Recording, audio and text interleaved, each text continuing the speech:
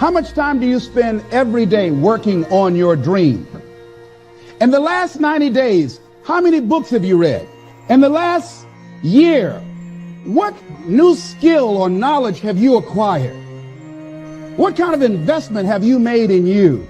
You don't want it badder than you want to party. You don't want it as much as you want to be cool.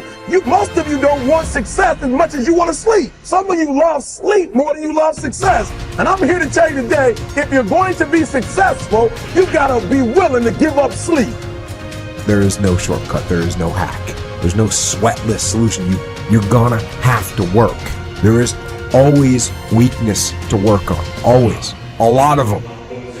Why would we allow ourselves to make easy excuses? Why would you allow that? Are you going to make today count? Because that's all you can control. And that's all that matters. It doesn't matter where you start, guys. It doesn't matter what talents you're born with. It's about where you finish. And this race isn't over. It's not over. You could still come in first in the marathon. But you gotta start today. You gotta start now. You have everything you have. Everything you need is inside you. But I realize that doesn't mean just because you don't think you're good enough doesn't mean you can't be good. Doesn't mean you can't be great. Doesn't mean you can't carry on. But it's not gonna always be like this. Your condition is not your conclusion. Nothing is impossible. So you have to decide before you leave, what's that first thing that's been impossible for you? I want you to attack it and overcome it. Because if you run from the adversity that you're going through today, you'll forever be at that level in which you're going through for the rest of your life. One day you'll look back on your life and appreciate the struggle and have nothing but gratitude for everything that happened along the way. And you come to recognize that in return, you're given the chance to earn the greatest edge of all, and one that can never be taken away. You have enough right now to change your life. You have enough right now to flip this world upside down.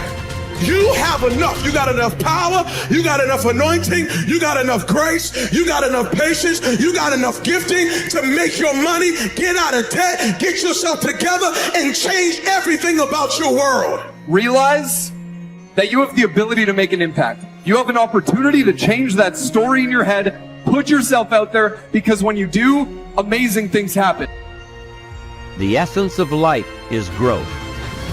The essence of life is growth, to do the best you can. And here's what's interesting. Humans are the only life form that will do less than they possibly can.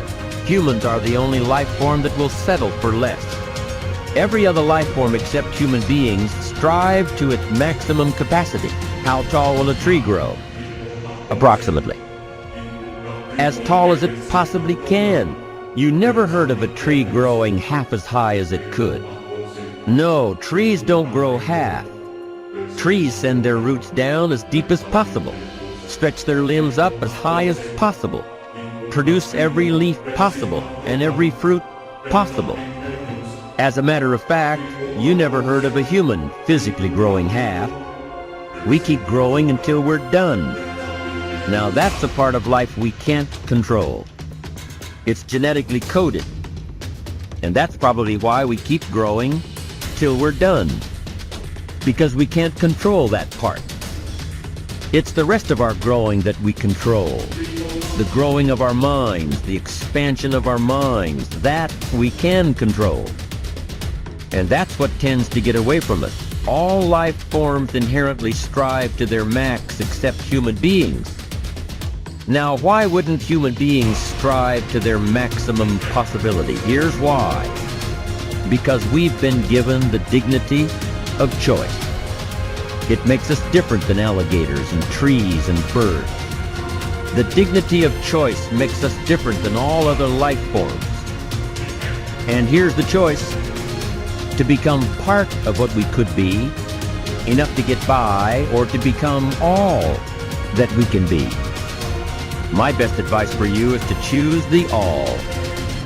Earn all you can, make all the friends you can, read as many books as you can, develop as many skills as you can, see as much as possible, do as much as possible, make as much fortune as possible, give as much of it away as possible. The max. There's no life like it. I'm telling you, once I got on track, I've never looked back. Pick up the challenge. Go for it. Take the best of the two easies. Take the route of it's easy to get ahead. It's easy to do all you can. It's easy to succeed. It's easy to have financial freedom. The more you do, the more you get. See, if you're playing it safe, you're not going to win. If you're playing it safe, like that old saying, you know, you were taught when you're a little girl, better to be safe than sorry. Well, that's a bunch of crap. It's not better to be safe than sorry. It's by trying things that you figure out how far you can go. You got to get outside the box. Like it's reported, Edison tried 3,000 ways before he built the incandescent light. He said he didn't fail 3,000 times. He said there was 3,000 different steps to building a light bulb.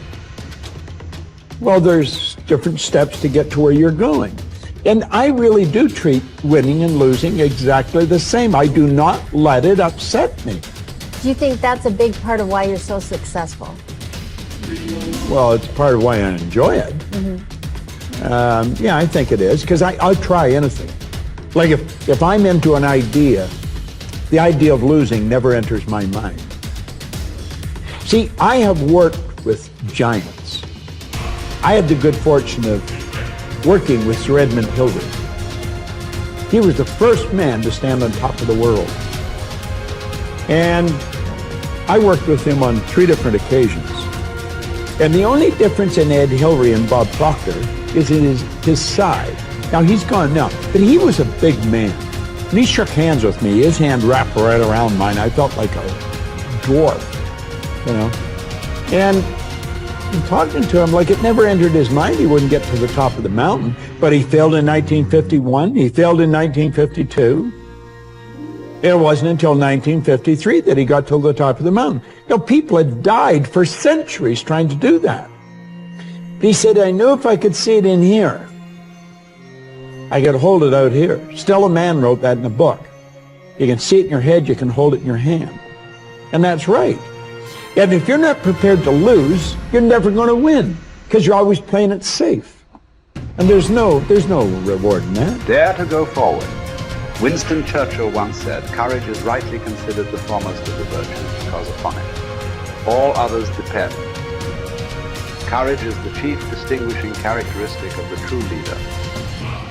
It is almost always visible in the leader's words and actions. It is absolutely indispensable to success, happiness, and the ability to motivate other people to be the best they can be. Follow through on your vision. In a way, it is easy to develop a big vision for yourself and for the person you want to be. It is easy to commit yourself to living with complete integrity. But it requires incredible courage to follow through on your vision and on your commitments. You see, as soon as you set a high goal or standard for yourself, you will run into all kinds of difficulties and setbacks. Refuse to compromise. You will be surrounded by temptations to compromise your values and your vision. You will feel an almost irresistible urge to get along by going along. Your desire to earn the respect and cooperation of others can easily lead to the abandonment of your principles. And here is where courage comes in. Stick to your principles. Courage combined with integrity is the foundation of character.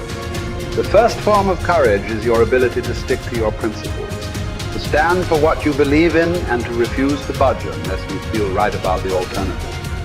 Courage is also the ability to step out in faith, to launch out into the unknown, and then to face the inevitable doubt and uncertainty that accompany every new venture. Avoid the comfort zone. Most people are seduced by the lure of the comfort zone. This can be likened to going out of a warm house on a cold, windy morning.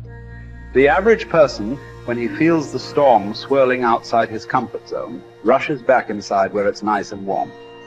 But not the true leader. The true leader has the courage to step away from the familiar and comfortable and to face the unknown with no guarantees of success.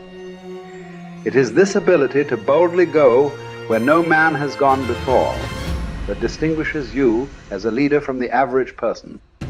This is the example that you must set if you are to rise above the average.